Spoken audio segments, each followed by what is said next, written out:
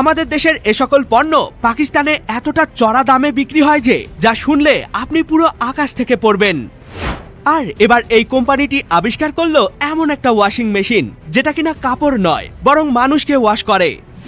এবং আমাদের সবার প্রিয় মিস্টার বিনের এমন একটা ক্ষমতা রয়েছে যা কিনা রোনালদো কিংবা মেসিরও নেই। তবে কি সেই ক্ষমতা? আর বড় বড় গেমাররা গেম খেলতে কেন শুধু আইফোন ব্যবহার করে, অ্যান্ড্রয়েড ফোন কেন ব্যবহার করে না? তবে এর পেছনে রয়েছে একটা গোপন সিক্রেট। হ্যাঁ বন্ধুরা, এমনই কিছু দুর্দান্ত অ্যামেজিং তথ্য নিয়ে আমাদের আজকের এই ভিডিও। তো শুরু করার আগে ভিডিওটিতে লাইক দিয়ে চ্যানেলটিকে সাবস্ক্রাইব করতে ভুলবেন না। চলুন তাহলে শুরু করি।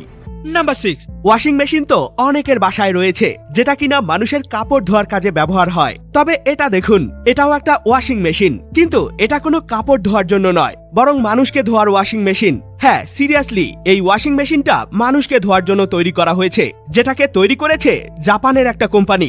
আর এটা মাত্র 15 মিনিটেই মানুষের শরীরকে ধুয়ে নিট অ্যান্ড ক্লিন করে দেয়। যখনই আপনি এই মেশিনটির ভিতরে প্রবেশ করবেন তখনই আপনার বডি টেম্পারেচারের উপর ভিত্তি করে এর মধ্যে পানি প্রবেশ করবে। শুধু তাই নয়, আপনার মুডের উপর ভিত্তি করে এর সামনে লাগানো একটা ডিসপ্লেতে আপনার পছন্দ মতো ভিডিও এবং মিউজিক চালু হয়ে যাবে। এরপর মাত্র 15 মিনিটে এটা আপনার শরীরকে ধুয়ে পরিষ্কার করে দিবে এবং সাথে ড্রাই মানে শুকিয়েও দিবে। আর এই মেশিনটির মূল্য আমাদের দেশের প্রায় 5 লাখ টাকার মতো। তো কিনবেন নাকি এমন একটি মেশিন? নাম্বার 5, দেখুন বন্ধুরা, এই মেয়েটির পায়ের চামড়াগুলো এতটাই নরম যে এগুলোকে টানলে পুরো রাবারের মতো বেড়ে যাচ্ছে। অবাক না ব্যাপারটা? কি ভাবছেন, এমনটা কি আসলেই হতে পারে? না বন্ধুরা, ভিডিওতে যা দেখছেন এটা মোটেও কোনো মানুষের পায়ের চামড়া নয়, বরং এটা মেয়েদের স্কিন টাইট প্যান্টের একটা বিশেষ ডিজাইন, যেটা চামড়ার সাথে মিল করে এতটাই নিখুঁতভাবে তৈরি করা হয়েছে যে এটাকে পরলে কেউ বিশ্বাসই করবে না যে এটা চামড়া নাকি প্যান্ট। আর এই প্যান্টটাকে শীতের জন্য তৈরি করা হয়েছে। এটা পরলে শীতকালে পায়ের মধ্যে কোনোভাবেই শীত লাগবে না এবং সাথে মেয়েদের ফ্যাশনও হয়ে যায়। সিরিয়াসলি, জিনিসটা আসলেই অদ্ভুত।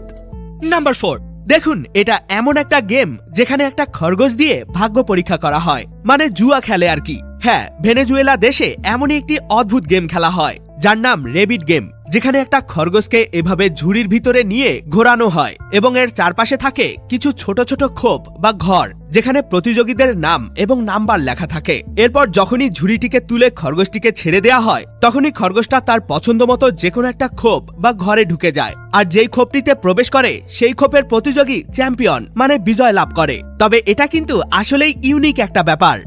নাম্বার 3, আপনাদের মধ্যে অনেকেই রয়েছেন যারা কিনা গেম খেলতে এবং ইউটিউবে গেমিং ভিডিও দেখতে অনেক পছন্দ করেন, বিশেষ করে ফ্রি ফায়ার এবং পাবজি। তবে জানেন কি, বিশ্বের সব থেকে বড় বড় গেমাররা গেম খেলতে কেন শুধু আইফোন ব্যবহার করে, অ্যান্ড্রয়েড ফোন কেন ব্যবহার করে না? আসলে আমরা তো জানি গেমিং করার ক্ষেত্রে ফোনের সেন্সিটিভিটি খুবই গুরুত্বপূর্ণ একটা জিনিস। ফোনের সেন্সিটিভিটি পারফেক্ট না হলে গেম প্লে করে ভালো মতো মজা পাওয়া যায় না। তবে সেক্ষেত্রে অ্যান্ড্রয়েডের তুলনায় আইফোন অনেক স্মুথলি কাজ করে এবং আইফোনের প্রসেসরগুলো অ্যান্ড্রয়েডের তুলনায় অনেক বেশি শক্তিশালী হয়। আর আইফোনের সেন্সিটিভিটিও অ্যান্ড্রয়েডের তুলনায় কয়েক গুণ বেশি হয়ে থাকে, যার ফলে গেম প্লে অনেক স্মুথ ভাবে করা যায়। আর আইফোনে গেমের লাইভ স্ট্রিমিং করেও অনেক মজা পাওয়া যায় এবং ফোনে কোনো প্রকার ল্যাগ দেয় না। এ কারণেই বড় বড় গেমাররা গেমিং করতে শুধু আইফোন ব্যবহার করে। নাম্বার 2, আপনি তো নিশ্চয়ই জীবনে কখনো না কখনো মিস্টার বিনের ফানি ভিডিও নিশ্চয়ই দেখেছেন। হ্যাঁ, মিস্টার বিন আমারও অনেক পছন্দের একজন মানুষ।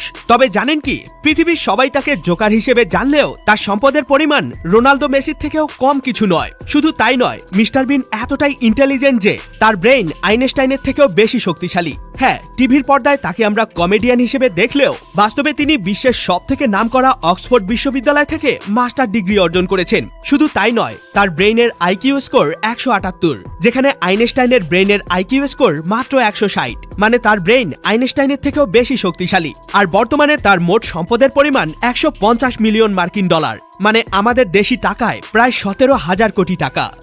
নাম্বার 1, এই বাজার কিন্তু দামে আকাশ পাতাল পার্থক্য। বাংলাদেশ নাকি পাকিস্তান, কে বেশি বিপদে? চলুন জানা যাক।